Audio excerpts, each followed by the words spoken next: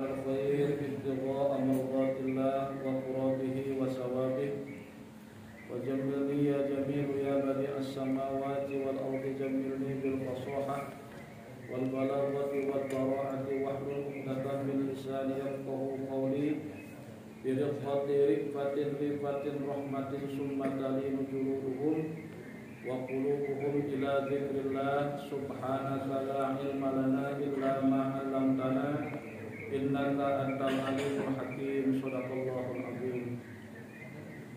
Pertama-tama dan yang paling utama, marilah kita panjatkan puja-puji serta syukur kehadirat Allah Zat yang Maha Ghafur.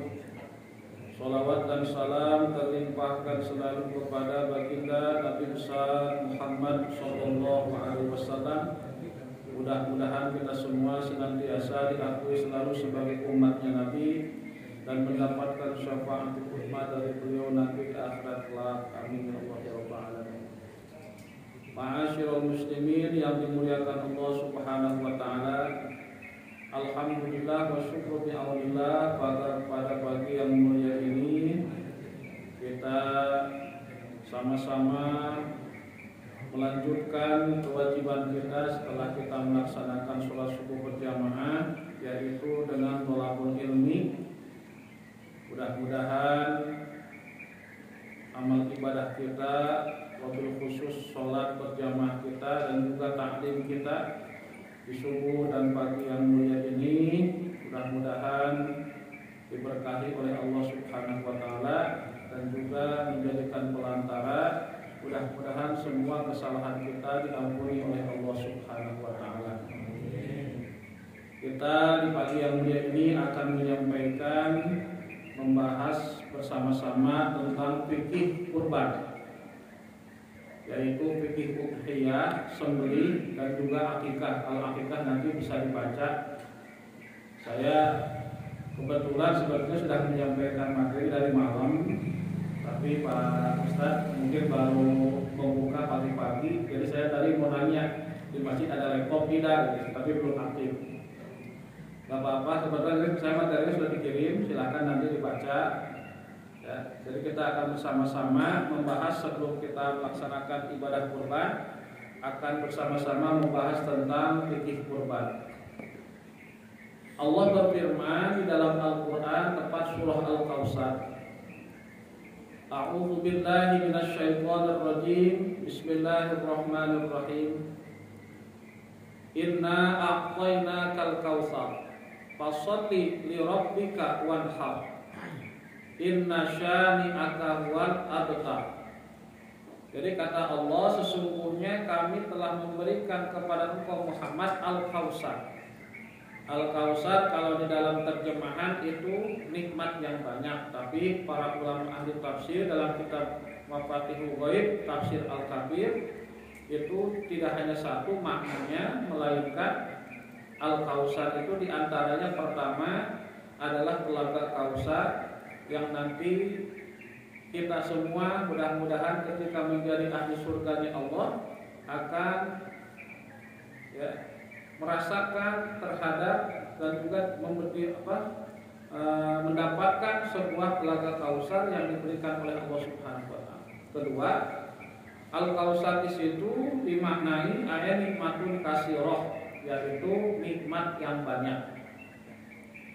Di ayat kedua, fasholli li rabbika wanhar, maka sholatlah engkau li rabbika, karena Tuhanmu, bukan untuk Tuhanmu. Jadi ada yang memaknai seseorang baik ustadz, kiai maupun habaib memaknai sholatlah kamu untuk Tuhanmu. Itu makna untuk dengan karena beda. Kalau untuk berarti kita tidak ataupun tidaklah mutlak murni ikhlas karena Allah. Seolah-olah kita ibadah itu untuk Allah. Padahal Allah itu tidak istilahnya untuk buat taatan kita, kebaikan kita buat Allah. Begitupun sebaliknya, kejelekan-kejelekan kita, maksiat kita, Allah tidak rugi untuk Allah. Maka sholat kita karena Allah, justru kita yang butuh terhadap ini apa istilahnya, karunia Allah, pahala dari Allah, ampunan dari Allah, ya. Jadi dimaknainya karena Allah. Maka di dalam suka dibaca oleh kita, ya, Qul inna sholati wa nusuki wa mahyaya wa mamati lillahi rabbil alamin. Ucapkanlah oleh Muhammad, inna sholati, sesungguhnya sholatku, ya, wa nusuki, dan ibadahku, wa mahyaya wa mamati, dan hidup dan matiku, lillah, karena Allah, ya. Lillah, karena Allah subhanahu wa ta'ala, rabbil alamin, Tuhan semesta alam. Di ayat yang kedua disempurnakan itu ayat wanhar dengan perintah supaya kita berkurbanlah, kata Allah. Karena di dalam beberapa kitab tafsir makna wanhar di situ maknanya untuk sarana, sebagai sarana mendekatkan diri kita dan ibadah kepada Allah Subhanahu wa ta'ala. Ayat yang ketiga, inna syani'aka huwal abtar. Sesungguhnya Muhammad, orang-orang yang membenci engkau itu hakikatnya mereka itu sedang terputus dari rahmat Allah Subhanahu wa ta'ala. Maka kita akan membahas tentang wanhar, yaitu berkurban. Definisi kurban dalam kitab Muqnil Muhtaj, saya ambil dari sekian banyak kitab. Di sini sudah dicantumkan kitab-kitabnya banyak.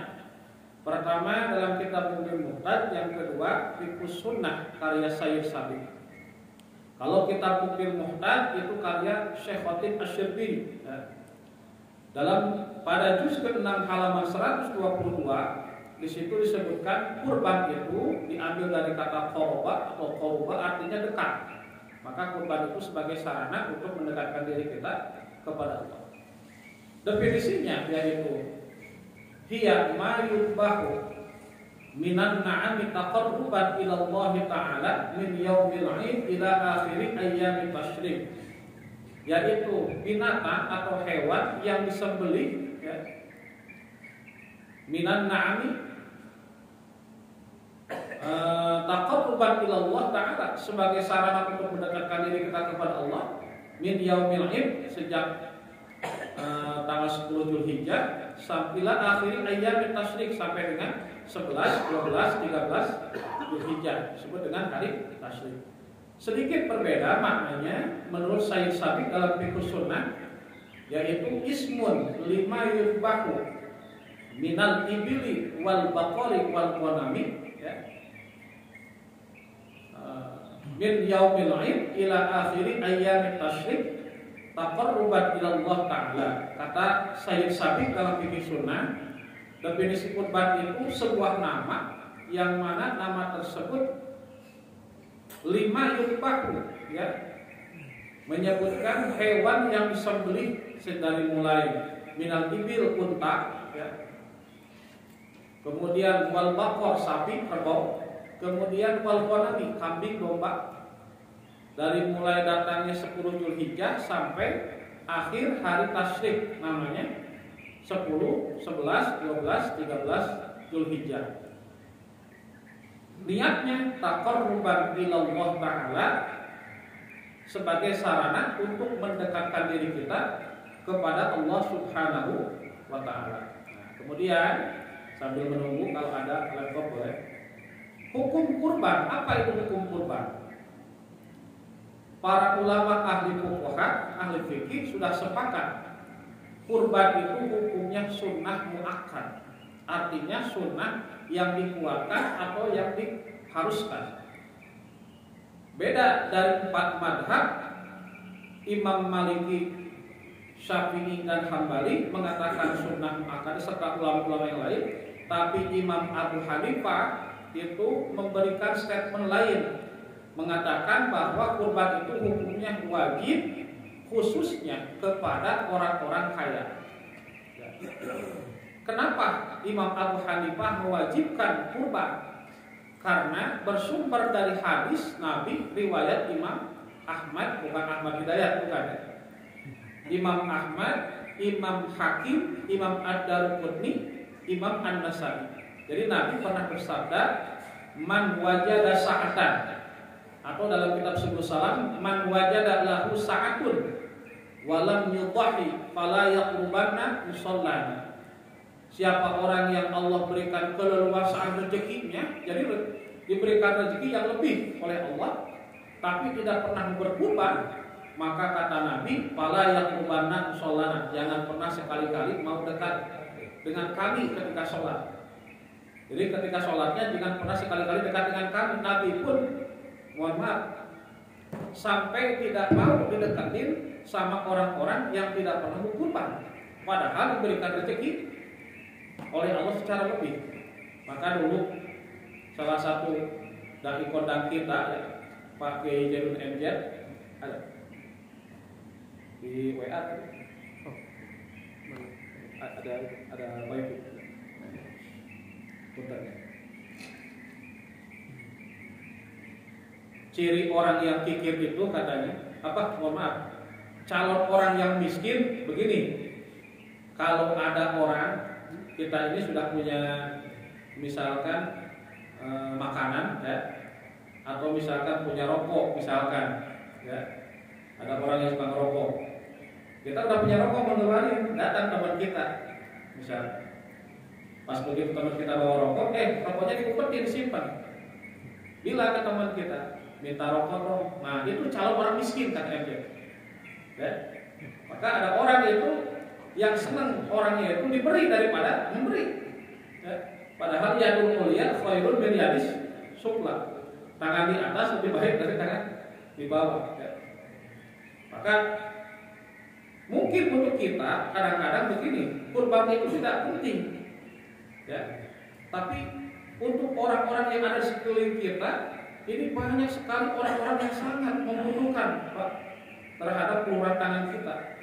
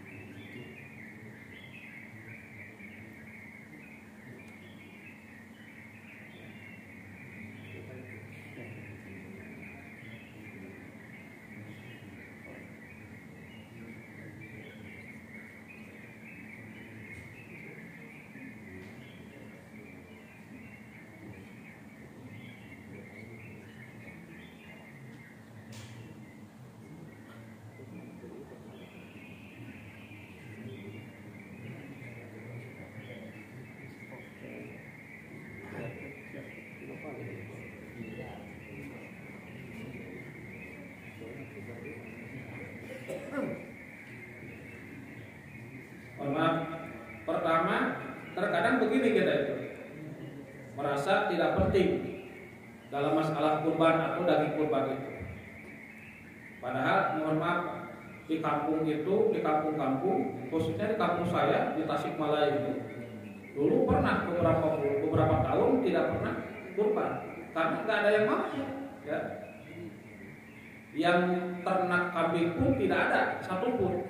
Maka di kita terkadang suka merasa lebih dalam masalah kurban itu, tapi di sekeliling kita banyak orang-orang yang sangat membutuhkan terhadap uluran tangan kita, yaitu salah satunya distribusi daripada hewan kurban. Maka yang namanya kurban ini hukumnya sunnah, walaupun kata Imam Abu Hanifah wajib, ya, khususnya orang-orang yang kaya. Tapi sunnahnya terbagi dua. Ada sunnah ain, ada sunnah akad. Kalau ain itu individu, kalau ada sunnah ain, yang kedua sunnah kifayah. Kalau kifayah itu keterwakilan. Kalau yang namanya sunnah, nah ini dilihat dari dua sisi, ya. Jadi jangan dilihat dari satu sisi. Sunnah menurut fikih dan usul fikih, mayusabu ala fa'lihi wa la yu'aqabu ala tarkihi.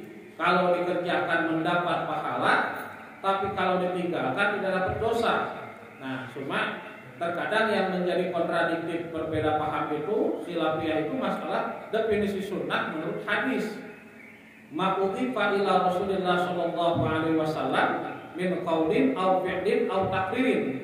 Jadi sesuatu yang disandarkan kepada Nabi, baik itu perkataan qauliyah maka menjadi sunnah qauliyah, ya, ucapan Nabi, maupun fi'liyah, pekerjaan, menjadi sunnah fi'liyah, perbuatan Nabi. Yang ketiga, au takririn, yaitu takrir atau ketetapan hukum, tetapi dimaksudkan yang lain, yaitu adalah pendiaman Nabi. Maksudnya apa?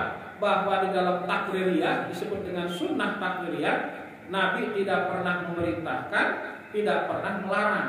Nah, maka kita silakan pilih, ya. Jangan sampai kita selalu menjadikan perbedaan pendapat paling depan, gitu ya.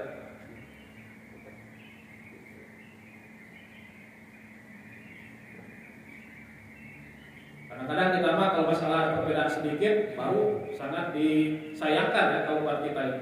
Yang namanya orang ketika ada perbedaan masalah sedikit selalu diperbesar. Maka dalam masalah fikih mohon kita cari persamaannya, ya, hindari perbedaannya. Jadi kita perbesar persamaannya, jangan sampai memperbesar masalah perbedaannya. Sunnah ain bagaimana? Pertama, kalau sunnah ain itu untuk individu minimal seumur hidup sekali. Masa kita tidak mampu berkurban, ya? Kadang-kadang kita mah pakai punya HP mahal, sampai motor kebeli, ya. Kemudian yang namanya rumah sudah bagus, tapi merasa diri kita tidak bisa berkurban, ya. Kalau sunnah kifayah bagaimana? Masa satu keluarga tidak ada yang mampu sedikit pun berkurban, atau tidak bisa menabung atau urunan untuk berkurban. Maka tadi nanti itu boleh nanti ditanyakan, karena ada yang menanyakan di beberapa masjid. Nah, ini bapak-bapak khususnya, nanti kalau mau ada yang ingin mengetahui secara mendalam tentang pelatihan kurban, silakan nanti bisa hadir. Saya mengisi kajian duha, ya, tanggal 25 Mei itu di Masjid Al Hidayah BCC, ya, Bukit Cimanggu City. Itu tadi ada pelatihan kurban, ada kajian fikih kurban. Kalau kajian fikih kurban mah 1 jam selesai atau 1 jam setengah. Tapi kalau pelatihan kurban itu harus 1 hari, ya. Nanti di Al Hidayah Bukit Cimanggu itu pelatihan kurban. Pertama ada materi fikih kurban, yang kedua pelatihan asabilah atau pengenalan alat-alat sembelih, dari mulai pisau, golok, macam-macam bahan-bahan goloknya itu. Kemudian ada kesrawan, kesehatan dan kesejahteraan hewan. Jadi kita harus bisa mengetahui mana hewan-hewan yang berpenyakitan, yang sehat ataupun yang tidak. Maka mohon maaf, bukannya tidak boleh kita membeli sapi sembarangan atau di pinggir jalan atau yang murah-murah. Misalkan sapi Bima, boleh, tapi harus jelas. Misalkan harus ada kesehatannya. Karena saya sering menemukan, khususnya waktu sebelum Covid dan ketika zaman Covid, ya, ada beberapa hewan itu yang dikatakan liar, ya, tetapi ketika dipotong pas ditanya ke bagian bersihin jeroan di sana di Cibinong, itu ternyata banyak cacingnya, ya. Maka kita harus hati-hati kalau kita belanja hewan, itu harus jelas mana surat kesehatannya, ada tidak, ya, gitu. Yang keempat, nanti di Bukit Cimanggu City itu seharian dari jam 8 pagi sampai setengah 8 sampai jam sebelum asar. Itu ada praktek namanya handling. Handling itu bagaimana cara melumpuhkan hewan yang baik dan benar, gitu ya. Jangan sampai dibanting, jangan sampai udah diikat tapi dirojok pakai bambu, kasihan, Pak. Ya. Motongnya pun harus ihsan, belajar bahwa yang namanya ihsan itu tidaklah mudah, ya. Di kita ini kadang-kadang udah orang yang mohon maaf sholat aja enggak, gitu ya. Sampai badannya bertato, Pak, udah kayak batik, gitu. Diajak sholat susah, ya. Mau motong dulu, mau motong juga kudu heula kan orang Sunda, ya. Udah diinjak lagi, Pak. Si sapinya tuh diinjak pakai kaki kanan. Itu tidak ihsan kayak gitu. Nah, maka itu dalam masalah fikih, mohon maaf, itu menyakiti kepada hewan. Nah, kurban itu ada dua. Ada kurban sunnah, ada kurban wajib. Kurban sunnah bagaimana? Yaitu kurban kita biasa.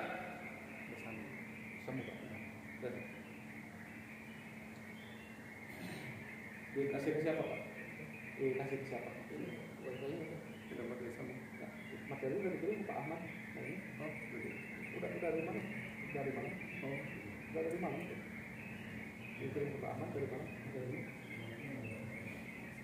Kalau kurban sunnah boleh dimakan sepertiga dagingnya. Itu sepertiga untuk dikonsumsi sendiri. Dalam surah Al-Hajj ayat 36, 40 minha dimakan seperti tiga.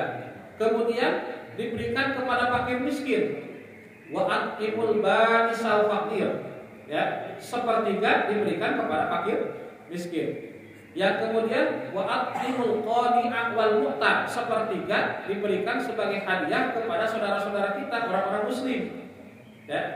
Nah, kalau kurban sunnah boleh dimakan sepertiga. Jadi nanti awas, sepertiga itu dari daging bersih, bukan kotor. Jadi jangan timbangnya pas begitu masih hidup, jangan. Jadi ketika nanti sudah dipotong, kemudian diseset, kemudian diturunkan jeroannya. Nah, maka dihitung kira-kira ini daging bersihnya berapa kilo. Karena nggak mungkin misalkan sapi 400 kilo itu bersihnya nggak mungkin, karena masih banyak kotornya. Ketika nanti sudah bersihnya baru ditimbang, ya. Nanti berapa kilo dapatnya orang-orang yang kurban. Nah, tapi kalau kurban nazar itu kurban wajib, maka haram kita memakannya. Ya. Karena itu kurban wajib. Contoh, nih ada di Cibinong ada orang kayak gini. Kalau nanti malam Persib menang, nih, ya, maka saya akan melakukan apa? Akan berkurban ke masjid. Maka itu wajib segera ditunaikan kurbannya. Ya. Maka yang namanya kurban nazar itu adalah hutang wajib. Nah, sejak kapan itu kurban yang namanya harus dilaksanakan? Ketika datang 10 Dzulhijjah, namanya hari kurban. Sampai kapan? Akhir tasyrik 11, 12, 13. Nah, kalau kurban nazar walaupun sudah melewati tanggal 13, tapi kita punya uangnya tanggal 14 atau tanggal 14, maka segera belikan itu kepada hewan kurban karena statusnya menjadi qada atau hutang. Tapi kalau kurban sunnah itu mah sudah bukan dikatakan kurban. Bagaimana katanya kalau ada orang yang potong kurban malam takbiran, bukan kurban juga. Itu mah sedekah aja buat nyampe itu. Ya. Karena ada saya mengisi kajian di salah satu komplek, katanya orang tersebut potong kurbannya malam takbiran. Apakah itu termasuk kurban? Itu bukan kurban. Karena yang namanya masuk kurban itu mayudbahu minan na'ami taqarruban ilallah min yaumin id, sejak datangnya hari raya Idul Adha ila akhiri ayyamit tasyrik, sampai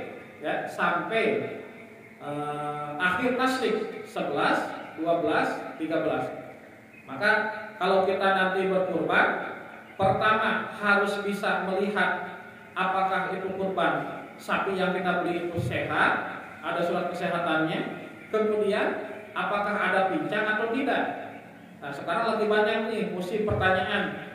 Orang beli kurban itu via WA atau via online, via WhatsApp. Harganya murah, ya, 20 juta sekian ratus kilo. Di foto-fotonya bagus. Pas datang kutilan, ya, kurus tinggi langsing. Ya, akhirnya kecewa yang belinya itu. Nah, maka mohon maaf, bukannya tidak boleh silahkan, tapi hukumnya makruh. Ya, kenapa? Orang yang beli dengan orang yang menjual itu harus istiqlal istirto, saling menghalalkan, saling merelakan. Muamalah bahasanya ijab qabul, dalam munakahat pernikahan namanya ijab qabul. Ini bagaimana orang saling merelakan menghalalkan kalau misalkan salah satu pihak merasa kecewa dan merasa istilahnya dizalimi, ya. Jadi ada kejadian, Pak. Ada orang yang beli hewan kurban melalui foto, ya, kemudian melalui WhatsApp, ya. Maka yang namanya kita beli hewan kurban itu jangan sampai kita bisa dibohongi. Datang kita harus survei, atau misalkan kita sudah percayakan kepada panitia, insya Allah panitia juga gak akan yang neko-neko, gak akan istilahnya omong-omong kan, nipu masyarakat juga, tidak, insya Allah.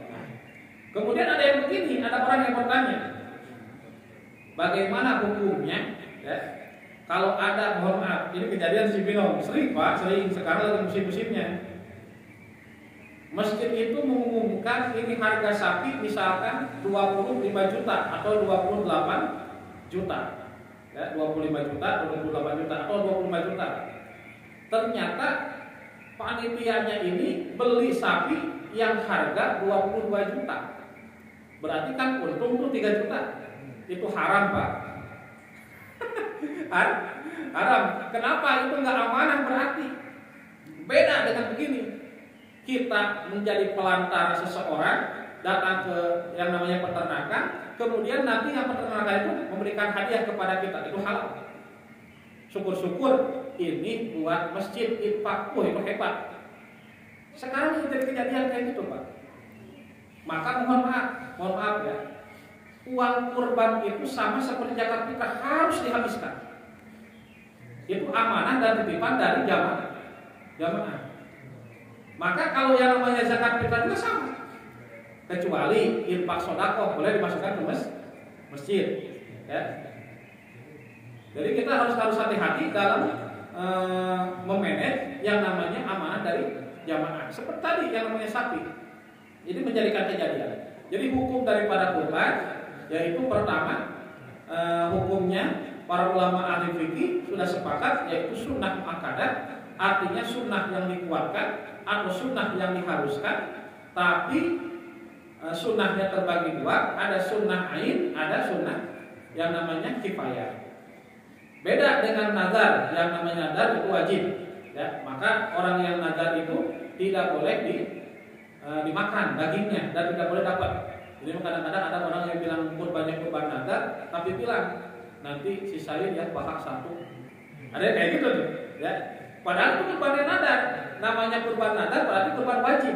Maka tidak boleh kita konsumsi. Berbeda dengan kurban sunnah. Maka orang yang mau kurban sunnah, Bapak Ibu, lebih afdolnya bilang begini. Datang ke Masjid Al-Falah, Bapak Pak Haji, Pak DKF, Pak Panitia, izin saya mau kurban sunnah. Pas begitu, atau misalkan bawa hewan ke sini ke masjid, nanti bilang, mohon saya titip untuk dipotong, ini hewan kurban sunnah saya. Jadi ada yang namanya ucapan penguatan kurban sunnah. Walaupun memang, ada yang bertanya lagi, apakah ketika kurban itu harus hijab qabul? Lebih afdolnya hijab qabul dalam mazhab Syafi'i. Jangan mengatakan begini, cukup di dalam hati, betul di dalam hati. Nah, kenapa salah satunya harus hijab qabul? Tadi biar kita menguatkan niat kita. Yang kedua, supaya panitia atau orang yang mewakilkan memotongnya itu tahu apakah ini kurban sunnah atau kurban nazar, ya. Dan nanti ketika orang walaupun kita dipotongnya sama orang, ya, kebetulan saya juga jaga ya di sini, alhamdulillah ada beberapa ustadz ya yang suka bapak-bapak yang sudah biasa memotong. Nah, nanti yang kurbannya itu sunnah melihat ketika si darah hewan kurban yang dia kurbankan itu mengalir, maka kita sunnah ketika ada orang yang kurban atau kita berkurban, walaupun kita menyuruh sama orang yang motong, kitanya melihat. Ataupun bagaimana ketika kita misalkan sedang sakit, boleh sekarang zaman canggih, bisa melalui WA, video call, diginiin, Bapak katanya keluarga Bapak lagi kurban, ini sapinya mau izin ya, mau saya potong, silakan. Seperti kemarin ketika COVID, ya, ada orang yang takut kurban ketika menaikkan kurban, datang takut di video, silakan sah menjadi, ya. Sejak itu yang namanya kurbannya jadi. Jangan sampai ketika kita kurban, kitanya juga tidak tahu kapan dipotongnya. Karena yang namanya ketika sapinya itu akan dipotong sunnah, kita itu bisa melihat. Kita bisa kan? Belum. Bisa ditampilkan. Kemudian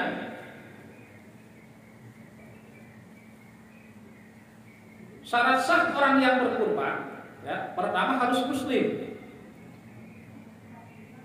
Maka tidak sah kurbannya orang kafir. Nanti ada yang nanya lagi nih. Nah, ini mungkin kejadian ya, beberapa komplek khususnya mungkin di sini mungkin. Bagaimana hukumnya kita mendistribusikan daging kepada non muslim? Ya. Semua ulama sepakat madhab yang 4 tidak boleh kita memberikan kurban kepada orang non muslim. Ada tidak yang membolehkan? Ada. Itu pun madhabnya tetap melarang. Namanya madhab Ahmad bin Hanbal. Tapi salah satu pengikutnya, ulamanya itu ada yang membolehkan. Ya, tapi begini, membolehkannya itu si dagingnya itu diberikan kepada salah satu panitia, dimintai tolong ini masakin daging ini nanti berikan ke orang muslim seperti akikah. Ya. Itu boleh dan memang ini menjadikan kontradiktif, Pak.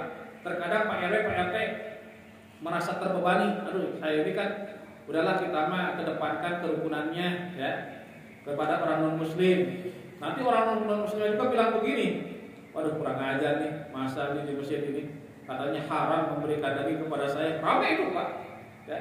Tapi tetap dalam madhab yang 4 tidak boleh, karena yang namanya kurban itu adalah ibadah orang muslim yang harus diberikan lagi kepada orang muslim. Ya, namanya juga belum nyambung.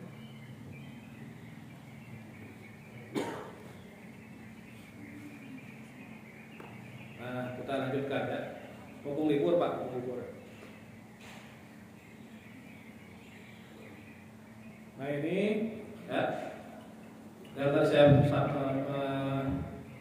sampaikan. Nah ini syarat-syaratnya ya. Muslim. Yang kedua, syarat sah orang yang berkurban itu mampu. Ya. Bagaimana kalau saya ini punya utang dulu dibayar. Jangan sampai kita kurban tiap tahun tapi mohon maaf ya, utang masih banyak. Ya memang kita juga kan banyak utang ya. Salah satunya orang yang punya keinginan, kata abah saya dulu di Tasik, walaupun orang kampung, salah satunya orang yang harus utang. Orang yang cirinya orang yang suka utang kayak saya berarti mau punya kemauan. Kenapa? Karena kita punya andalan, insya Allah kita bisa nyicil. Ya. Tapi maksudnya kepada individu nih misalkan, kalau beda dengan cicilan beda. Tapi kalau pada individu belum dibayar-bayar, tapi yang namanya kurban tiap tahun, nah itu salah. Ya. Maka yang kedua. Kemudian syarat berkurban, kalau tadi syarat sah orang yang berkurban. Yang kedua syarat berkurban, hewan yang dijadikan kurban tergolong jenis an'am atau binatang ternak, yaitu tadi unta, sapi, kerbau, ya, kambing, domba. Nah, boleh berkurban dengan hewan jantan atau betina, boleh. Tapi yang lebih bagus kita kurbannya dengan hewan jantan. Kenapa?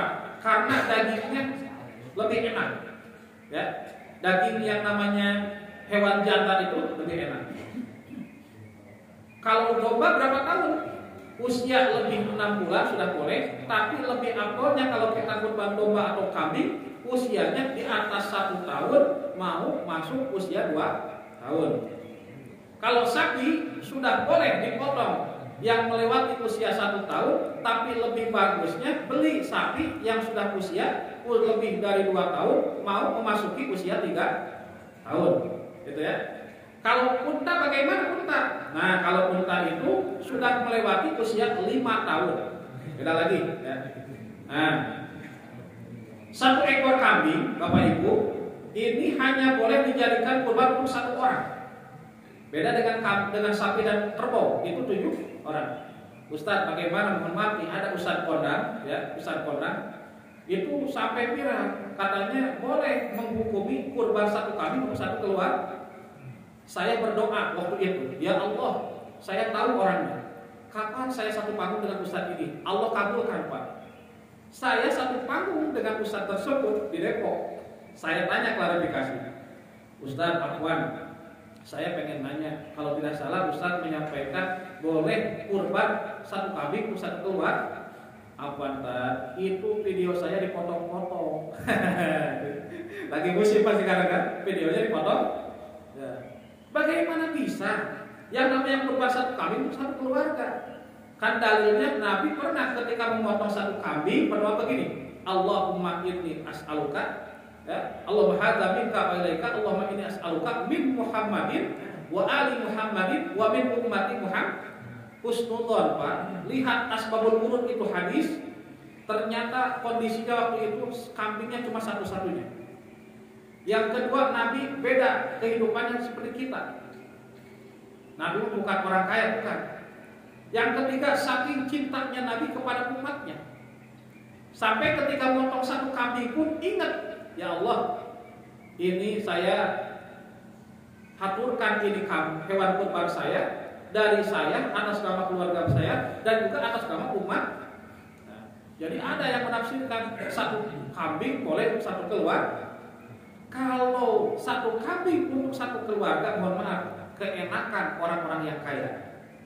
Ya, maka tetap satu kambing itu untuk satu orang, atau kalaupun kita yang namanya pahala boleh untuk satu keluarga, tapi peruntukan kambing itu cukup hanya untuk satu orang, tapi kalau pahala boleh untuk satu keluarga. Kalau sapi itu baru untuk tujuh orang.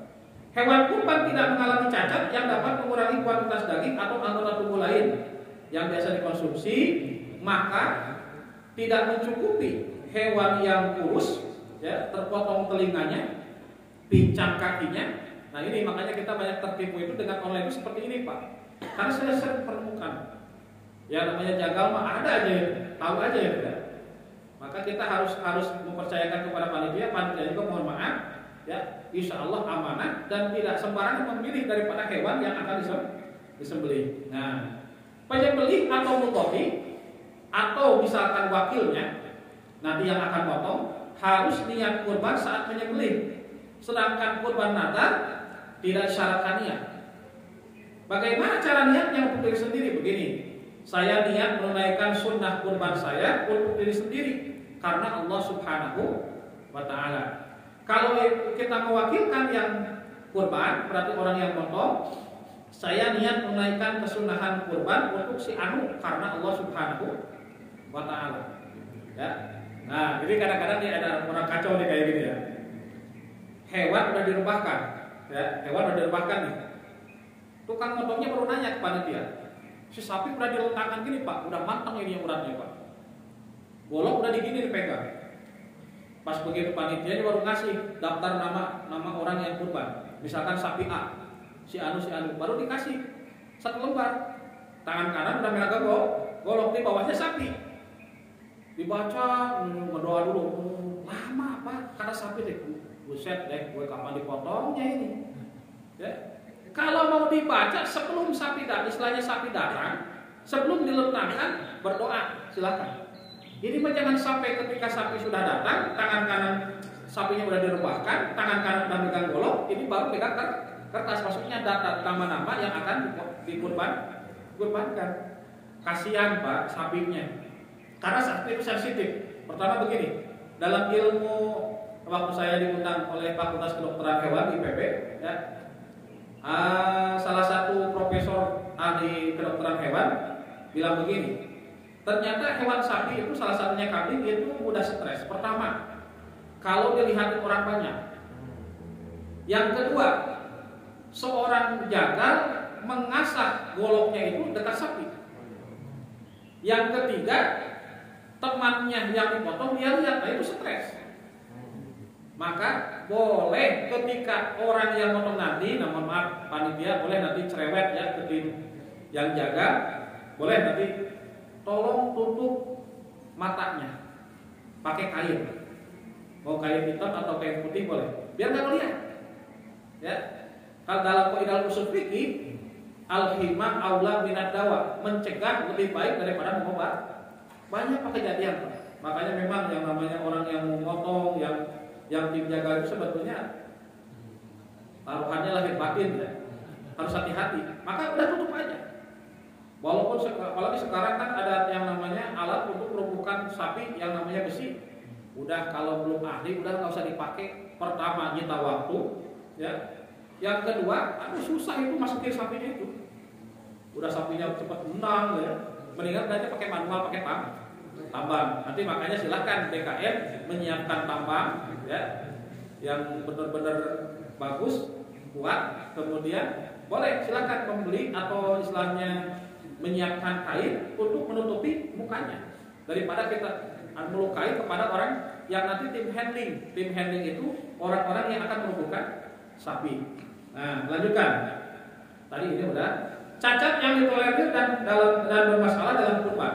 Salah satu syarat dari hewan kurban jangan sampai memiliki cacat yang dapat mengurangi daging atau anggota tubuh lain yang dikonsumsi. Contoh, buta sebelah matanya, penyakitan, ya, pincang, kemudian terlalu kurus, hamil, ya, itu Pak, jangan sampai kita memotong hewan yang seperti itu.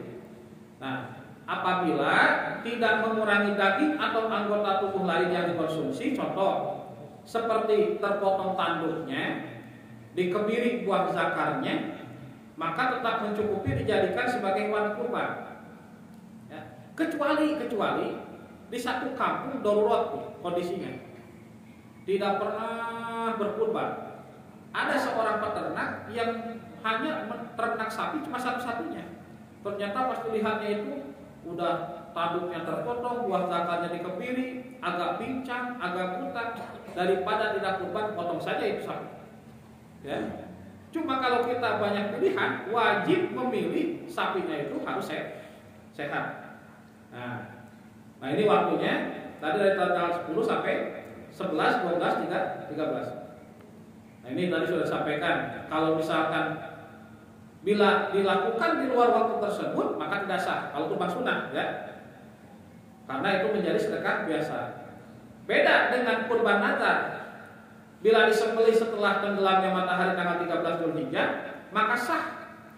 Karena itu sebagai qada atau hutang. Maka kata orang Betawi, jangan sampai kita suka sekate-katenya, ya, jangan suka masang nazar. Bahkan Pak begini Pak, dalam kitab Fathul Mu'in, salah satu madhab Syafi'i, walaupun tidak disebutkan janji, bilang begini, kata Pak DKM, ya Pak, ini hewan kurban saya. Disebutnya kurban saya. Itu juga katanya tergolong masuk kategori nazar. Ya, walaupun keumumannya yang namanya nazar itu jadi. Makanya tadi bedanya.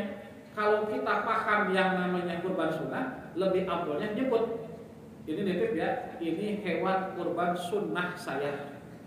Gitu. Karena itu harus hati-hati mengantarkan yang namanya kurban. Alokasi daging kurban. Nah ini daging kurban wajib seluruhnya harus disedekahkan. Ada lagi yang bertanya, ya, boleh nggak kita mengkurbankan orang yang sudah meninggal? Nah lagi ramai nanya tuh, banyak tuh. Itu tiap tahun suka pada nanya ke saya banyak. Ya. Kemarin subuh saya ngisi di Masjid Jami Al Jadid, itu yang terkenal dengan Ustadz artis itu siapa namanya? Syekh Fikri Thorik, ketua DKM-nya.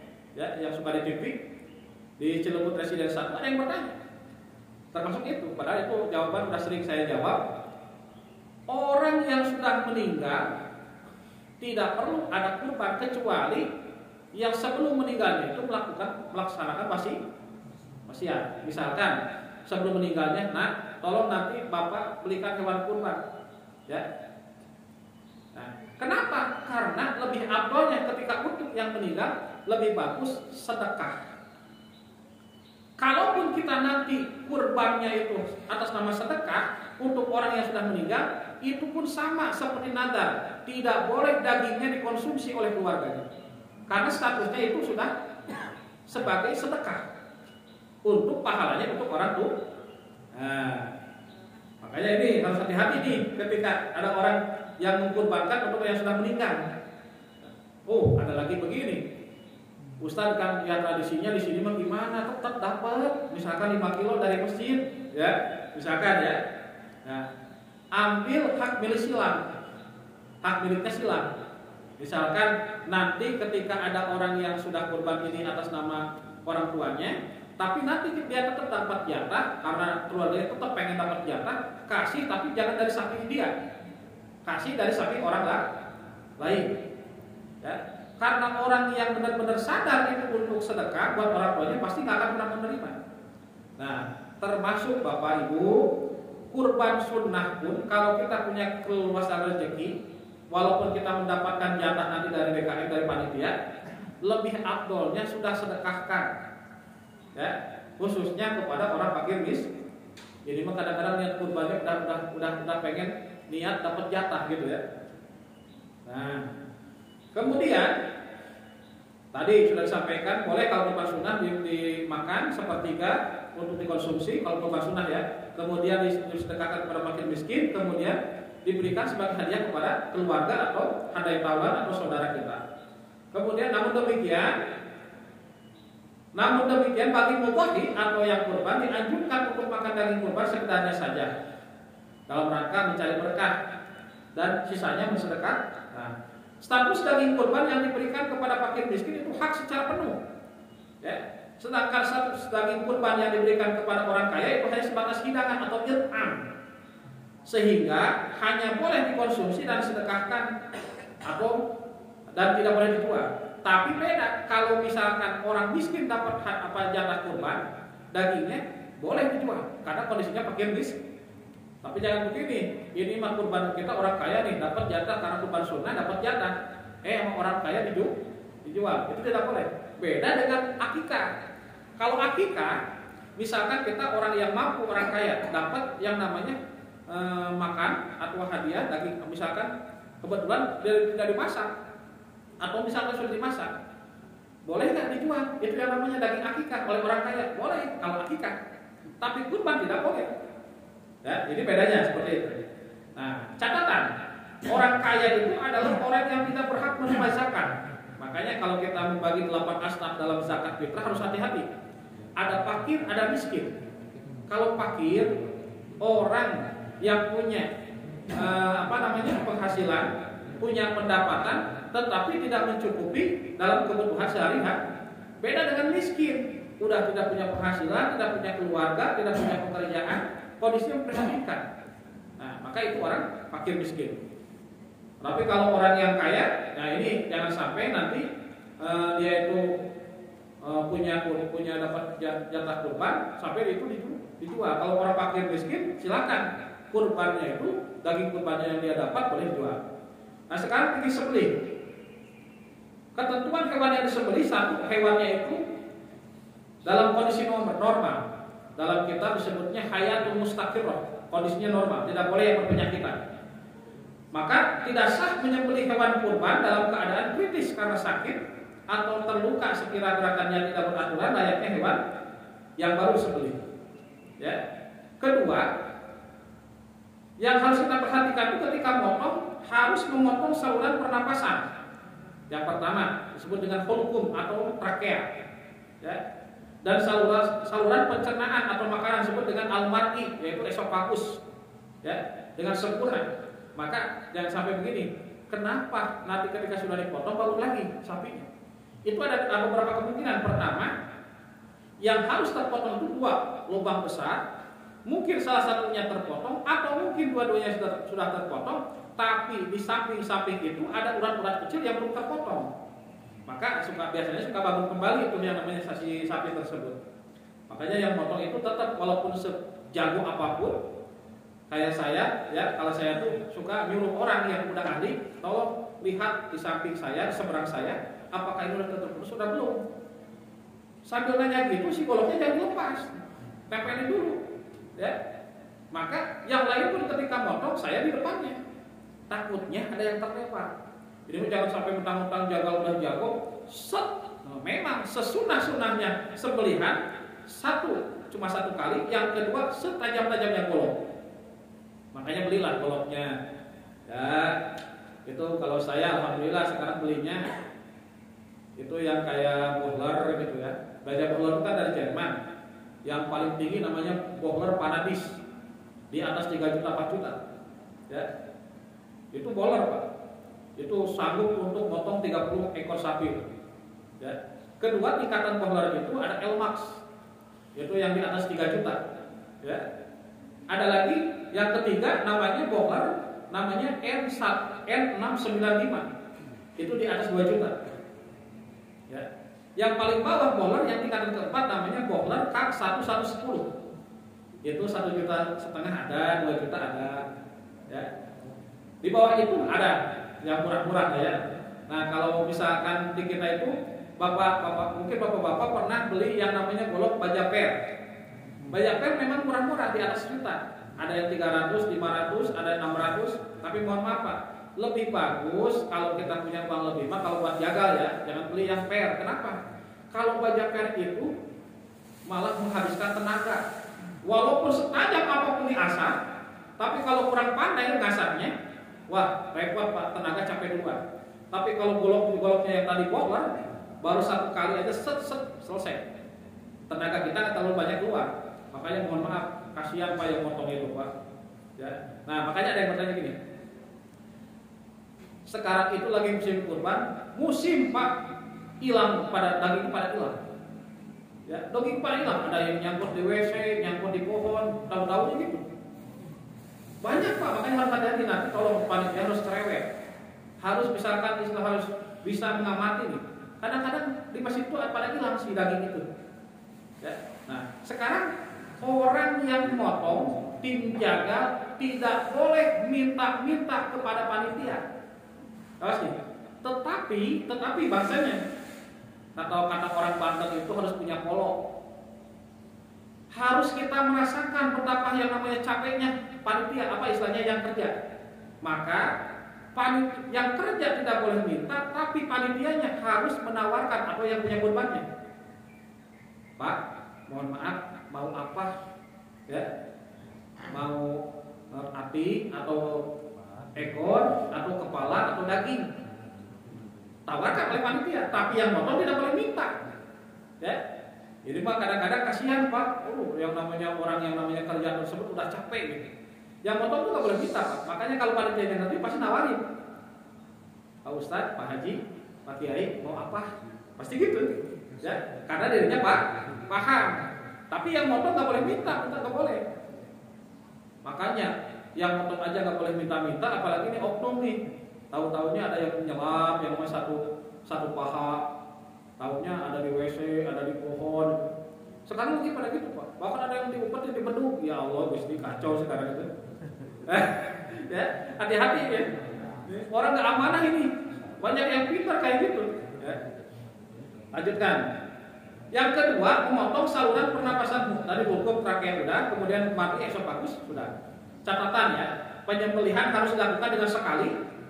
Sehingga apabila di tengah-tengah proses penyembelihan pisau terlepas. Bagaimana kalau misalkan ada orang memotong tahu-tahunya lepas si goloknya, atau misalkan si gagangnya itu copot, ya tetap si tangannya ini si bilahnya itu ditempelkan, maka segera persiapan. Makanya jangan satu. Biasanya golok itu Pak, orang yang motong itu nggak satu motong.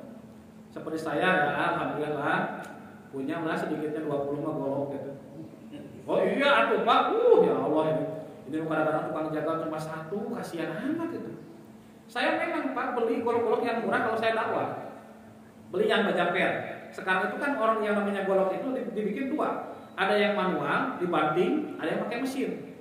Kalau saya ngaji, contoh ke Tasik ya, ke kampung halaman, itu saya suka pergi beli dari Galunggong. Itu udah ada yang pakai mesin, ada yang manual, dibanting. Kalau saya ke Jatinangor, Sumedang udah pakai mesin. Ke Ciwidey, Bandung udah manual. Ciparai manual. Di Sukabumi ada namanya Cibatu, itu udah pakai mesin. Kalau di Jampang itu manual. Rata-rata itu goloknya 300 sampai 500. Di Bogor ini ada golok yang manual dari Bogor Barat. Pertama dari Parung Panjang, ya, Bogor Parung Panjang itu manual. Harganya 300 sampai 600. Kemudian di Kecamatan Nanggung itu dari 250 sampai 700 ada. Tapi ada yang manual tradisional namanya dari baja per tapi canggih. Dibikinnya pakai mesin, namanya golok tarisi dari Jasinga Bogor Barat. Itu dari harga 600 sampai 1 juta. Ya. Tapi ya kalau yang kita beli itu, kalau saya golok itu senangnya goloknya yang dari baja per, yang dari baja Bogor, yang harganya di atas 1,5 juta. Ini promosi aja ya, promosi. Emang mahal-mahal golok Pak ya. Ketentuan alat penyembelihan satu harus tajam. Ya, maka tidak sah menggunakan pisau tumpul. Kasihan Pak. Gini-gini dipotong. Maka gaya potong ada dua. Ada didorong, begini, seret, ya. Ada ditarik. Kalau tidak bisa atau misalkan baru belajar belum lihai, mendingan gaya ditarik dari bawah. Seret gitu ya. Ini kan dari ke bawah, nah ditarik. Ini. Gitu ya. Tapi kalau gayanya gini, set, itu harus daya ahli. Kenapa? Ada kejadian Pak. Sekarang kan banyak golok yang namanya golok yang pabrikan, yang gagangnya plastik ya. Contoh golok dari Swiss namanya Victorinox. Kemudian dari Brasil namanya Tramontina. Itu panjang, belinya 40 cm, tajam Pak. Ciri golok tajam itu kalau baru kena luka gak akan pernah kerasa. Kerasanya itu ketika sudah lewat beberapa menit baru kerasa, perih. Jadi dia itu belum ahli pakai gaya dorong motongnya. Seret. Ternyata itu sapinya berontak. Seret. Si goloknya Pak langsung kebalik, luka Pak ke sini Pak. Makanya harus hati-hati nih. Nah, kalau belum belajar, kalau belum bisa ahli, belajar memotong itu dari bawah ditarik. Gitu ya. Jadi seret gitu. Gitu ya. Nanti boleh deh pinjam golok saya, boleh pinjam. Nah, yang kedua bukan berupa gigi, kuku dan tulang. Boleh menyembelih dengan batu kerikil yang tajam jika diperoleh, jika tidak diperoleh benda yang lain. Tapi itu makruh hukumnya. Yang lebih afdol, maka kita harus menggunakan senjata tajam. Ketentuan orang yang menyembelih Islam, tamyiz itu sudah bisa membedakan mana yang baik dan benar. Ketiga, berakal sehat. Karena ada kejadian Pak, orang yang potong ya Allah, udah tadi tukang kudut, ya, tukang kudut ya. Udah dia itu nggak pernah sholat, ditato Pak, kayak naga gitu Pak. Ada cap naga, ada apa namanya tikus gitu ya. Ada yang namanya kecoa. Ya. Saya pernah Pak, tahun lalu itu pas hari tasrik, ya hari ketiga di Idul Adha, saya khutbah Jumat kebetulan. Waktu 2 tahun lalu ya, kalau tahun lalu kan sama hari Jumat. 2 tahun lalu itu pas kebetulan hari tasriknya itu Jumat. Saya tuh ngisi khutbah Jumat di Brimob Cikeas. Dia itu kebetulan yang Pak Kompol DKM ini yang mengontak saya itu nyuruh jaga orang Ciputat. Ya. Cuma 10-12 orang lah gitu, enggak banyak karena sapinya enggak banyak. Tahu-tahunya pas saya lagi di hamam di toilet bilang gini anggotanya. Aduh, gua males deh, udah disuruh istirahat dulu, suruh sholat dulu tuh. Aduh kacau Pak, jagal itu. Saya ketawa aja. Pas begitu saya mau pulang, saya pura-pura nyolek ke Pak Kompol itu, Pak Polisi. Pak, tadi Pak, dijagal gini-gini, biarin aja, saya udah dicatetan gitu. Orang kalau udah nggak biasa sholat, kayak gitu Pak. Kayaknya terpaksa itu sholat dulu itu. Mau dikasih duit sekian pun nggak mau itu. Itu sampai gitu Pak. Jadi mandinya tuh berdekatan dengan temennya. Aduh, gua males deh. Suruh istirahat dulu, suruh sholat Jumat dulu, katanya gitu. Makanya hati-hati ya. Halal namun makruh. Tansih makruhnya ya. Yaitu sembelihannya orang gila atau mabuk. Lagi pula ngapain nyuruh potong sama orang yang gila. Ya. Telah sepakat para ulama halalnya sembelihan orang yang buta, namun hukumnya makruh. Lagi pula ngapain nyuruh potong sama orang buta. Ya. Sembelihannya orang bisu bagaimana? Jika bisa dipahami isyaratnya halal. Tetapi kalau tidak bisa dipahami syaratnya tidak boleh. Ya. Sama seperti halnya orang yang gila. Lagi pula ngapain nyuruh potong sama orang bisu dan gila? Zaman pun masih banyak. Gimana kalau yang potong seorang perempuan? Boleh. Ya, tapi lebih afdolnya oleh laki-laki. Kenapa? Dilihat dari unsur tenaganya. Ya. Walaupun perempuan silakan. Bahkan kalau perempuan sedang haid pun silakan. Perempuan ya. Tapi lebih bagus oleh laki. Kesunahan menyembelih, baca basmalah, sholawat, takbir, doa Allahumma hadza minka wa ilaika fataqabbal minni. Ya Allah, ini hewan dari Engkau dan kepada Engkau, maka terimalah ya Allah. Minni dariku kalau sendiri ya. Kalau misalkan motong yang tadi, ya Allah, Allahumma hadza minka wa ilaika pataqabbal minhu kalau kambing satu. Kalau sapi pataqabbal minhum. Banyak ya. Dilakukan pada siang hari. Bagaimana kalau ada orang yang motong malam hari? Boleh tapi makruh. Ya, makruh nih, motong di malam hari. Sedangkan jaga-jaga Pak, saya survei-survei ke RPH. RPH itu ada dua. Ada RPH negeri, itu cuma satu Pak. Di kota satu, di kabupaten satu. Sekarang muncul namanya RPH swasta yang lebih mahal Pak. Lebih mahal itu. Tapi motongnya pada malam hari. Ya Allah itu. Padahal itu hukumnya makruh. Penyembelihan dan hewan kurban menghadap ke arah kiblat. Jadi jangan sampai ketika motong tidak menghadap ke arah kiblat. Kemudian hewan dalam posisi tidur miring, bersandar pada tubuh bagian kiri serta kepala didongakkan. Jadi harus begini, ya, harus dimantapkan. Maka kalaupun ada seperti sapinya, sapi limosin atau yang misalkan yang kasih kulitnya itu ke bawah, ngelamprek ya, itu maka ditarik, harus tarik ke atas, dilipat, ya. Nah, makanya harus hati-hati. Boleh Bapak silakan membeli yang namanya sapi-sapi liar, tapi lihat dulu pertama kesehatannya. Yang kedua, kita harus tahu Pak, kulit sapi itu nggak sama semua. Apalagi yang namanya kulit sapi Bima atau Bali, itu tebal si kulitnya itu.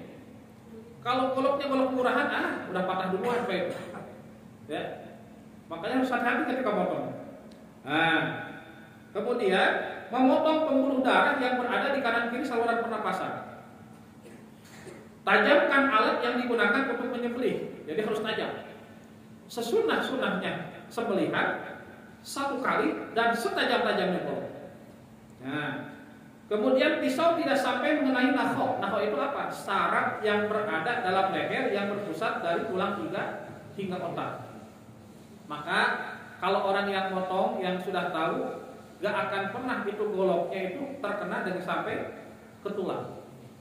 Ya, gak akan sampai kena ke tulang. Kemudian tidak sampai menembus kepala. Ini ada karena oknum orang yang motong kambing sampai diputus, gitu ya. Kasihan itu, nggak ihsan kayak gitu. Kemudian mempercepat proses penyembelihan. Kemudian, nah ini rumusnya. Kalau nanti bapak-bapak ada yang mau belajar motong, 5 jari, ya, motong sapi dari rahang bawah untuk sapi. Jadi dari bawah rahang, ya, itu 5 jari baru dipotong. Kalau kambing, domba 3 jari dipotong. Tapi kalau yang namanya ayam 1 jempol. Ya, 1 jempol untuk menahan jakun. Ini potong seret. Itu gampang itu potongnya. Ya. Nah, jangan sampai dilakukan Bapak Ibu, khususnya nanti kepada tim tolong dicerewetin, menintih hewan yang sudah rebah sebelum disembelih. Ya. Menarik buntut. Nah, ini orang nih. Kalau ada orang yang nggak tahu itu, si buntut tarik. Yang paling parah itu si sapi udah diikat kaki diikat. Dia terus diituin pakai bambu, set begini. Pak, kata orang sudah linu, itu aduh. Coba kita manusia kayak gitu pakai bambu, apalagi ini hewan. Jangan sampai itu hewan sakit sebelum disembelih. Maksudnya merasa tersakiti sebelum disembelih. Memotong urat kaki dengan alasan mempercepat kematian. Ya. Kemudian memotong menusuk dada dengan tujuan mempercepat kematian. Ada nih, ini ada oknum. Ya. Motong yang namanya sapi atau kambing itu sumpah, gitu ya, si ininya. Katanya biar cepat-cepat Makanya mohon maaf ya Bapak Ibu, nanti kalau ke pasar jangan terlena terpesona dengan harga ayam yang murah. Apalagi ketika beli kepala ayam. Beda kepala ayam mana yang tiren dipotong dengan yang sekar dipotong. Kalau sekar dipotong itu langsung lebar Pak, set, ya, karena darahnya langsung kebuka. Tapi kalau yang mati kemarin, yang tiren itu, lubangnya kecil, ya, ditusuk. Saya kadang-kadang kalau ngantar istri ke pasar, murah tuh ya, di meja, digini tangannya. Jangan, kata saya teh, bangke, itu bangke, karena kelihatan kecil tuh lubangnya ininya, ya, itu tiren itu. Karena kalau ayam itu yang dipotongnya segar, yang baru ya kelihatan. Dan memang dagingnya pun kelihatan. Kita suka bisa membedakan lah gitu ya.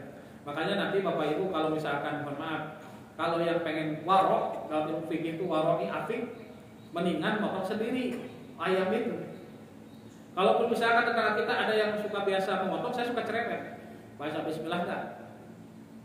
Baca katanya. Awas kalau nggak baca bismillah kata saya. Kamu bayar saya gitu. Saya ancam gitu, Pak. Kenapa? Berhak kita itu, orang yang beli itu sebagai raja. Jangan sampai ketika potongannya itu tidak membaca bismillah. Ini mulai tukang mabuk, gak pernah sholat, terus suruh potong. Ya Allah, alhamdulillah, kasihan. Ya. Kemudian memenggal kepala sebelum hewan benar-benar mati. Jangan sampai. Udah si hewan itu sebelum benar-benar mati, dipenggal kepalanya. Itu menyakiti. Nah, memotong di atas janggut, kemudian menumpuk hewan yang sudah disembelih terlalu lama demi mengantri dikuliti. Jangan sampai. Membiarkan hewan melihat hewan lain sedang disembelih. Itu temannya disembelih, ini baru dipotong. Jangan sampai ini lagi dipotong, itu datang. Itu hewan akan cepat stres, makanya cepat-cepat ngamuk. Nah, apalagi nih paling parah, mengasah pisau dekat waduh, kata Hatap itu gila deh kamu dipotong gitu. Ya. Nah, segera lakukan sedikit lagi koreksi pemeriksaan terhadap hasil sembelihan. Lihat itu sapi apakah sudah benar-benar mati atau belum. Kalau benar-benar mati segera tarik, kalau belum jangan dulu biarkan. Ya. Kemudian yang kedua, lepaskan ikatan tali yang melilit di perut setelah disembelih agar melancarkan darah keluar. Kalau yang sudah istilahnya disembelih, segera dilepaskan ikatan tali yang melilit di perutnya, yang di perut, ya. Tapi yang di kaki jangan dulu, Takutnya masih berontak, belum mati beneran. Tapi kalau yang di perut, yang diikat itu segera dilepas. Kemudian mencuci alat sembelih dan tangan dengan air mengalir dan sabun. Harus hati-hati itu si golok. Apalagi yang goloknya mahal-mahal, Pak ya. Golok mahal dengan golok murah beda, Pak. Kalau golok murah, apalagi yang dari Bajapet, habis potong, kalau istilahnya tidak cepat-cepat dicuci, akan cepat karatan. Tapi kalau golok mahal, apalagi yang goloknya pabrikan kayak luar negeri, itu tidak usah diusap pakai tisu atau dicuci, diginikan saja itu si darahnya udah ngalir. Makanya nanti mohon disiapkan oleh panitia air di ember karena nanti buat nyuci golok. Jangan sampai itu sudah motong sekian ekor, itu masih pakai motong. Jadi setelah selesai motong sekali, cuci, motong sekali, cuci. Nah, gitu ya. Nah, kemudian menetapkan status kematian hewan. Apakah hewan ini sudah mati atau belum? Kemudian menguliti hewan dan keluarkan jeruan. Secara pelan-pelan, narik hewan pun pelan-pelan sampai ketika nanti nyeset menguliti, itu pun harus pelan-pelan, jangan sampai kasar-kasar. Nah, ini akikah. Nanti silakan kalau ada yang mau tanya lebih lanjut masalah akikah, ini saya sedekahkan. Mudah-mudahan manfaat untuk jamaah, bisa dibaca, dipelajari. Ya, ini saya ngambilkan beberapa kitab, tapi nanti kalau ada yang belum dipahami bisa boleh di Japri atau di telepon, insya Allah 24 jam saya selalu online. Wallahu a'lam bishawab. Sebelum saya akhiri, silakan kalau ada yang mau ditanyakan karena masih banyak yang harus dibahas di dalam masalah fikih kurban ini. Terima kasih.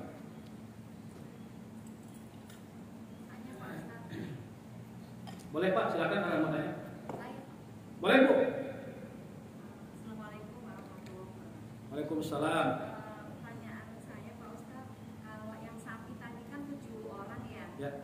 Nah, per individunya itu atas nama keluarga A atau atas nama pribadi? 1. 7. Boleh pribadi, boleh dengan orang lain, boleh. Oh, maksud saya? Ini terima kasih Pak. Maksud saya gini Pak Ustadz, jadi kan tadi 7 individu ya, 7 orang. Ya. Nah, per orang itu atas nama keluarga A atau A saja, maksudnya anggota keluarga tadi. Itu pertanyaan saya. Kedua, kalau jatah kita yang sudah kurban tadi, yang ada orang yang minta tapi non muslim dan fakir, apakah itu boleh atau tidak? Terima kasih. Ya. Yang pertama dulu ya. Yang tadi Ibu atas nama individu ataupun orang lain namanya? Bukan. Maksudnya gini, misalnya atas nama keluarga Nur gitu ya. Atau cukup salah satu dari anggota itu, misalnya anak kita, atas nama anak, kurban lagi nanti anak nomor 2, kurban lagi nanti ibunya. Gitu. Oh boleh, sebutkan aja anaknya di situ, anaknya sebutkan. Jadi tidak boleh keluarga ya? Boleh, keluarga maksudnya. Ya, maksudnya keluarga, nama kepala keluarga. Nama keluarga asal 7 orang aja, yang penting 7 orang Bu. Yang penting 7 orang, dan misalkan bapaknya, kemudian ibunya harus disebutkan nama satu-satu. Misalkan bapak, ibu, anak sampai 7 disebutkan. Tidak atas nama keluarga saja, kepala keluarga saja tidak. Kan itu Pak Ustadz. Jadi ini Pak Ustadz, kan itu di masjid ini kan urunan ya, 7 orang misalnya. Kemudian saya saja lah. Terus saya atas namakan keluarga suami saya misalnya, keluarga A gitu. Bukan atas nama saya pribadi atau suami saya pribadi. Apakah itu atau boleh menamakan ini kurban untuk keluarga ini? Tapi disebutkan nama-namanya enggak? Pak, dia cuma 1/7 Pak. Hah? Cuma 1/7 kurbannya. 1/? Oh maksudnya 1 orang? Ya. 1 orang. Atas nama dia sendiri. Kalau tadi kan kambing tidak boleh ya, kambing harus nama 1 Ya. orang. Nah ini yang 7 tadi, 7 orang tadi, per orangnya itu mengatasnamakan keluarga atau nama 1 orang saja, pertanyaan saya. Oh, per keluarga Bu. Jadi kalau sapi kan harus 7. Kalau sapi mah harus 7. Sapi kan lebih 7 orang tadi. Hah? Ibu ini ikut di kelompok sapi itu 1 aja. 1. Yang 6 orang lainnya orang lain. Nah atas nama 1 ini, atas nama keluarga atau atas nama pribadi gitu. Pribadi. Dari pribadi Bu. Kalau ibu ngikut itu atas nama pribadi berarti. Jadi tidak atas nama keluarga tetap. Itu kan karena harus disebutkan namanya. Gitu. Demikian. Yang kedua tadi apa lagi? Yang kedua itu. Oh iya, si daging ya. Ya, yang minta itu non muslim dan fakir. Ya. Jadi ibu yang namanya kita di komplek kadang-kadang orang pada bingung. Ya, yang namanya kan kita kerukunan. Tapi tetap kalau dalam madhab 4 itu tidak boleh kita memberikan hewan kurban kepada orang non muslim. Tapi ibu mah tetap, kecuali dalam hati ingin ada kerelaan, kita ingin ngasih kepada dia, silakan, terserah ibu. Tapi kalau dalam madhab 4, kalaupun ada yang membolehkan, itu pengikut madhab Imam Hambali, tapi tadi diberikan kepada seorang panitia, tapi syaratnya harus dimasak dulu. Ya. Tapi kalau yang madhab 4 ini, madhab Maliki, Imam Syafi'i, Imam Abu Hanifah, Imam Hambali, tidak ada yang mengatakan boleh memberikan hewan kurban kepada. Nah, cuma menjadi istilahnya kondisi di masyarakat seperti itu. Ya kalau ibu istilahnya niatnya ingin memberikan, silakan. Ini mah kerelaan hati kita, saya mah kasihan. Apalagi dia orang parkir, silakan. Itu mah justru bagus buat ibu sedekah kepada walaupun dia orang non muslim. Itu ya. Ya, berarti itu mah atas nama ibu sendiri, jatah ibu berarti dikasih, silakan. Boleh Pak? Assalamualaikum Pak Ustaz. Ustaz ini mungkin sudah menjadi suatu kebiasaan di kami ini. Di sini semua dapat Pak Ustaz. Jadi semua warga itu dapat, non muslim dan muslim dapat semua. Itu bagaimana Ustaz? Memang itu dari hadiah gitu. Terima kasih. Assalamualaikum warahmatullahi wabarakatuh. Dari hadiah maksudnya gimana? Masih dari jatah dari sini. Ya, kita kan sepertiganya tadi Pak. Sepertiga kan untuk hadiah. Nah itu kita bagi. Jadi semua warga di sini insya Allah dapat, baik muslim dan non-muslim. Boleh itu diperjelas. Terima kasih. Assalamualaikum warahmatullahi wabarakatuh. Pak, tadi pertama sepertiga untuk diri sendiri, sepertiga untuk fakir miskin, sepertiga itu untuk hadiah sesama muslim. Tapi kalau kita ingin memberikan kepada mereka yang non muslim, pertama harus atas nama pribadi, ini mah kerelaan hati saya. Yang kedua, kalaupun kita atas nama yang 7 orang itu 1 sapi, minta kerelaannya.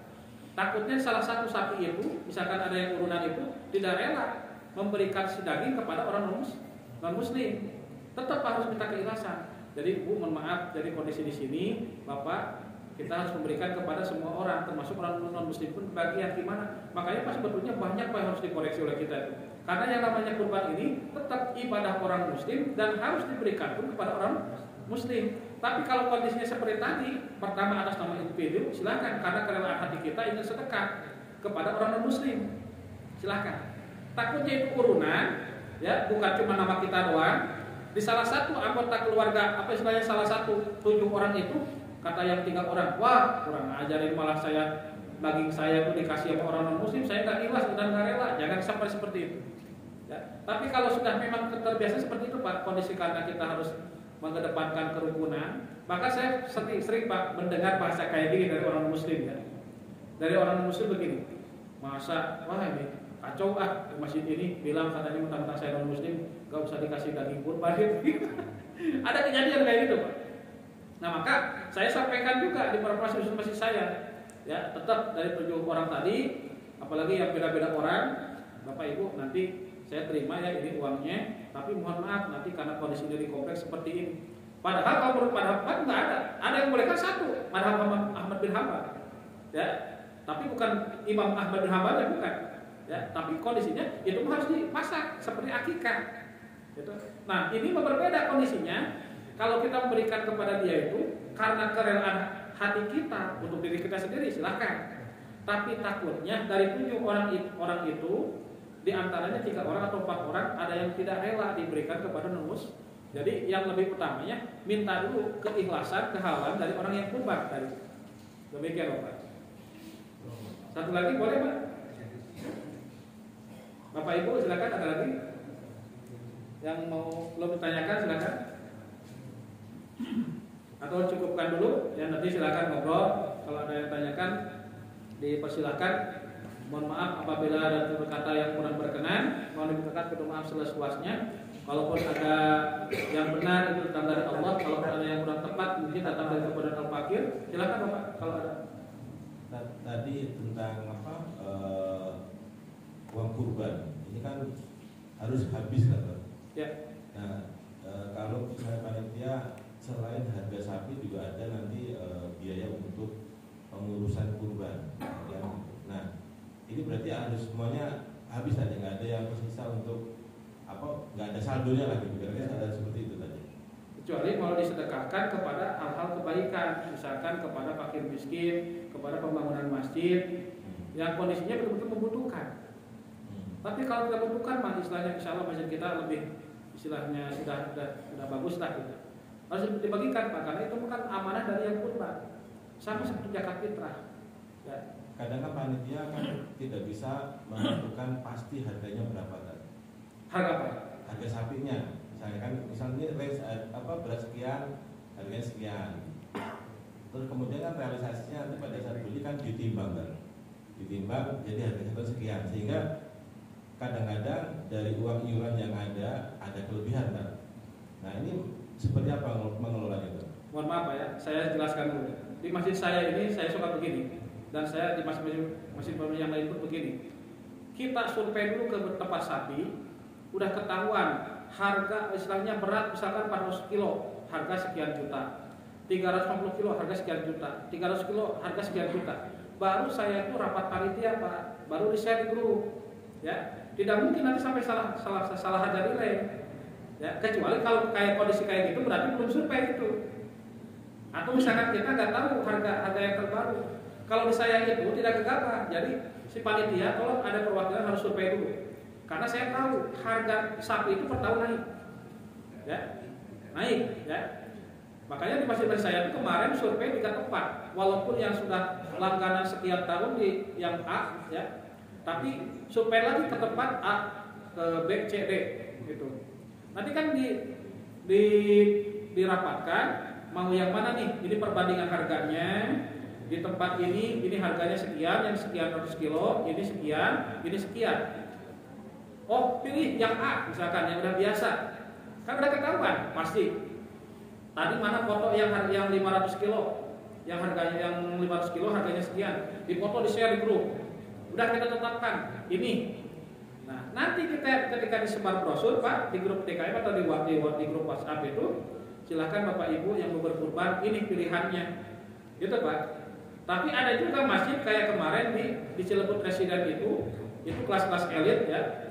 Tapi kurban itu cuma 1 macam sapinya. Urunannya cuma 3.800.000 1 orang. Terus waktu kemarin khutbah Jumat saya di Pesona Telaga Cibinong yang seberang Set Cikaret itu sama komplek-kompleknya kayak di sini. Itu mah paling murah Pak. Urunannya cuma 3.500.000 dan memang cuma 1 macam sapinya. Kalau kondisi seperti itu saya yakin berarti belum survei. Ya, sampai kita tidak tahu harganya gitu. Kalau di kita itu sudah ketahuan, misalkan harga yang 300 kilo itu harganya sekian puluh juta. Berarti kalau urunan itu orang sekian, gitu Pak. Tidak mungkin itu kalau misalkan istilahnya kita belum tahu harganya. Makanya lebih afdol kalau di saya alhamdulillah jauh-jauh hari sudah survei terlebih dahulu. Walaupun dia udah langganan, tetap kita survei. Karena saya yakin itu harga sapi naik, kemudian kita harus melihat. Jadi Pak sekian udah tolong ditandai nanti ya itu pakai apa namanya kuas ya. Ini nanti kita akan beli, kemudian oh ya udah pas begitu udah deal dipesan kirim PP dulu. Ya. Jadi kita udah tahu nih berarti yang 300 kilo itu harganya sekian puluh juta, berarti kalau urunan segini, nah gitu. Nah itu berarti udah termasuk harga sembelihnya gitu Pak. Dari kalau di mesin saya itu. Jadi harus survei dulu yang lebih upload, biar tidak istilahnya kita juga terkecoh dengan harganya. Dan memang tidak akan mungkin dia itu merubah harga yang jual itu. Ya. Makanya mohon maaf yang namanya ini kan apalagi kan yang namanya kurban ini amanah dari jamaah. Ya. Apalagi kalau zakat fitrah itu wajib Pak, karena untuk mensucikan diri itu harus dihabiskan juga ya. Nah kondisinya kecuali kalau misalkan ada masjid yang betul-betul membutuhkan sedang pembangunan pesantren, pesantren tahfidz, ya, santri mu'afa, nah misalkan ya. Nah, kalau misalkan ada keikhlasan, gimana kalau saya akan kasihkan ke tempat-tempat tersebut atau ke orang-orang itu? Ini sisanya gimana ikhlas ridho? Silakan. Gitu Pak. Demikian. Wallahu a'lam bishawab. Cukup Pak. Ya. Terima kasih. Mudah-mudahan ada manfaat. Ada manfaatnya khusus untuk al-fakir, untuk seluruh jamaah. Mudah-mudahan kita semua diberikan rezeki yang berkah, halal dan manfaat untuk beribadah kurban, dan mudah-mudahan yang sudah ibadah kurban tahun lalu mudah-mudahan Allah terima, dan mudah-mudahan Allah melipat gandakan rezekinya. Yang belum berkurban mudah-mudahan Allah berikan rezeki supaya kita mudah-mudahan insyaallah tahun ini bisa berkurban, niat untuk mendekatkan diri kita kepada Allah Subhanahu wa taala. Wallahu a'lam bishawab. Bismillahirrahmanirrahim. Subhanakallahumma wa bihamdika asyhadu an la ilaha illa anta wahdaka la syarika laka astaghfiruka wa atubu ilaik. Wa a'udzu minkum. Assalamualaikum warahmatullahi